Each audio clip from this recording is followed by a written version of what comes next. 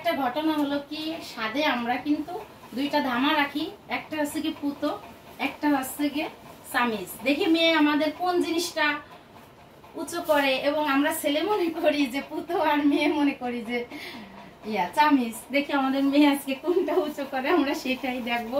আসলে এটা একটা মজার বিষয়, আর কিছুই না।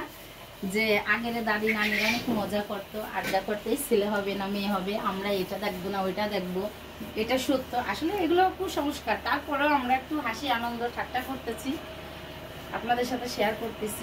এখানে মেয়ে নিয়ে আসছি, এখানে আমাদের দুইটা ধামার ভিতরে কিন্তু রেখে দিচ্ছি। দেখি এখানে কিন্তু দুইটা ধামা রাখা আছে। এই দুইটা ধামার ভিতরে দেখি কোন ধামাটা আমার মেয়ে ইউজ করে, দেখবো। দেখা যাক, শৈলী তুমি ইউজ করো, মো দেখো কোনটা। মাশাআল্লাহ, কারণ পুতো ইউজ করছে মেয়ে, কিন্তু আমরা কিন্তু এখানে কেউই দেখিনি আসলে এর ভিতরে কোনটার ভিতরে পুতো ছিল বা কোনটার ভিতরে চামিচ ছিল। তা আমাদের আসলে জয়ী হয়েছে, আমাদের পুতাই ইউজ করছে মেয়ে। যাক, সবার সাথে শেয়ার করলাম। ভালো থাকবেন, সুস্থ থাকবেন, আল্লাহ হাফেজ।